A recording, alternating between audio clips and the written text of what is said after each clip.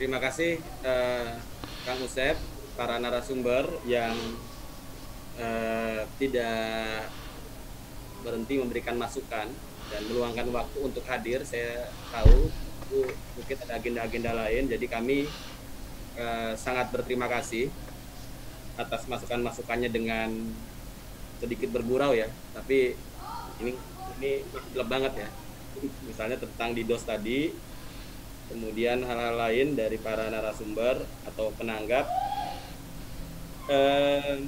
Kami terus belajar atas segala apa yang kami kerjakan dan posisi KPU terus demikian, Bapak Ibu sekalian. Misalnya ini contoh sederhana ya, kami mungkin juga Kang Didin banyak tahu. Sistem informasi di KPU sebelumnya itu banyak dilakukan oleh pihak ketiga. Namun kami mengambil kebijakan sejak tahun 2017 ketika kami masuk, kita buka ruang kesalahan. Jadi bahasa saya ke teman-teman anak-anak Datin ini kan pinter-pinter mereka ini sebenarnya. Pinter-pinter tapi nggak berani dan tidak diberi kesempatan. Jadi kita buka keran, silahkan bikin sistem informasi, salah nggak apa-apa, yang penting jangan bohong. Jadi kesimpulan itu yang saya bilang ke teman-teman, nggak apa-apa salah, saya toleransi, tapi niatnya adalah supaya mereka berani dan mereka lah, kalau saya kan hanya 5 tahun di KPU, mereka lah nanti yang nantinya akan jadi pejabat-pejabat di KPU RI yang akan memegang kendali untuk kebijakan IT ke depan. Jadi kita dorong mereka untuk berani melakukan hal-hal baru, mengembangkan kreasi kebijakan baru, dan sekarang sedang berjalan. Contoh beberapa sistem informasi, kalau Bapak Ibu atau Kang Didin cukup tahu ya, hampir semua sistem informasi KPU itu pokoknya pihak tiga lah begitu. Nah itu sah-sah saja untuk tahap awal, tapi untuk ke depan demi kepentingan yang lebih besar untuk tata kelola yang baik, harus ada katakanlah ASN atau PNS-PNS di kementerian lembaga yang memang jago-jago gitu. Jadi sebagai pewaris dari para dewa-dewa ini kan juga harus ada anak-anak muda berikutnya.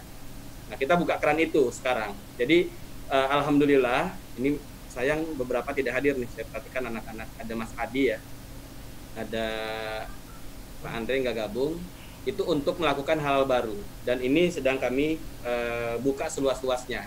Di daerah-daerah juga banyak, dan saya yakin anak-anak kita yang muda-muda itu punya kreasi-kreasi teknis, dan kadangkala dari kesalahan-kesalahan atau keisengan mereka itu menjadi solusi. Contoh sederhana, ini sebagai gambaran saja, kalau Bapak Ibu ikuti pemilu 2019, itu tadi muncul juga di tampilan awal Mas Ono, ada aplikasi pemilu KPU RI pemilu 2019. Itu cukup menarik perhatian, namun saya buka dapur ini ya, sederhananya, aplikasi itu tidak ada dalam anggaran dan program KPU. Jadi saya ketemu sama salah seorang staf KPU, saya pelajari dan saya cukup perhatian dengan mereka, saya lihat kemampuannya. Saya tantang, ini siapa yang bisa bikin aplikasi mobile di handphone, di Android lah, saya bilang begitu, yang penting ada nih. Cuman anggarannya nggak ada, ya ada nggak yang mau buat? Ada Pak, si ini bikin, nah, dia bikin. Dan itu justru menarik perhatian para pihak, termasuk teman-teman pegiat pemilu. Cuman sayangnya pas hari pemungutan suara, tadi yang disampaikan oleh Mas Ono, yang mengakses terlalu banyak, karena ini bukanlah program utama pada saat itu, hanya di tengah jalan, itu kemudian sempat mengalami kendala. Tapi poin pentingnya, teman-teman atau teman-teman kita yang anak muda di KPU ini sudah mulai berani. Dan kita berharap mereka terus tumbuh untuk 2024. Jadi jangkauan paling tidak saya berupaya selama masih di KPU mendorong itu supaya tumbuh. Dan hal-hal lain mungkin juga kalau ada kesempatan dari para narasumber atau teman-teman yang lain, kami berusaha, kan KPU ini anggarannya sangat terbatas ya. Jadi forum-forum Zoom meeting seperti ini menjadi bagian dari peningkatan kapasitas saya pribadi dan juga teman-teman kami. Nah mungkin kalau ada kesempatan lain bisa juga berkenan hadir, misalnya ada forum-forum internal yang itu untuk mengingatkan jajaran kami supaya bekerja yang benar gitu, bekerja yang benar. Kemudian juga kita tidak sendirian. Terus terang Mas Ono, Prof Eko, Mas Yono dan Kang Didin, saya dengan beberapa teman kadang berpikir, ini sebenarnya kita ini udah coba kerja baik, udah coba kerja benar, kok nggak ada yang belain gitu ya, kadang-kala ya. Mohon maaf, kecuali kami misalnya saya, Kang Didin, tahulah sedikit banyak tentang kami. kecuali kami misalnya secara sengaja melakukan manipulasi, menangin si ini, misalnya seperti itu ya, ini diubah aja situngnya. Insya Allah yang seperti itu nggak, kita tidak demikian.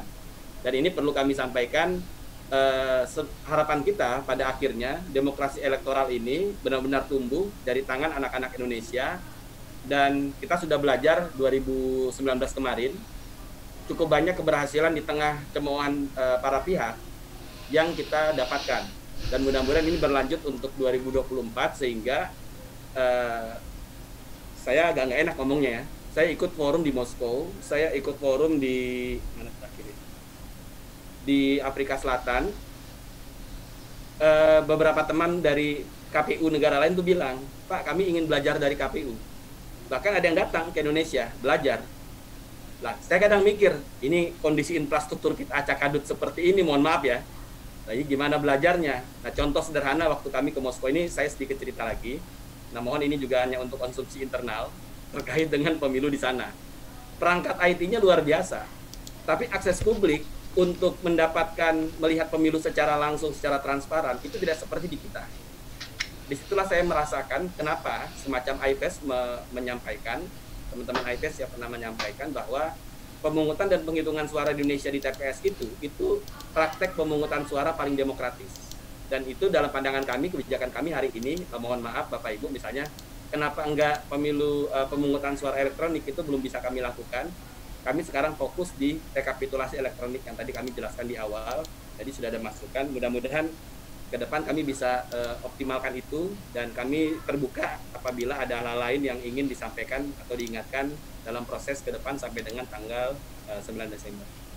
Demikian Kang Usep, terima kasih teman-teman.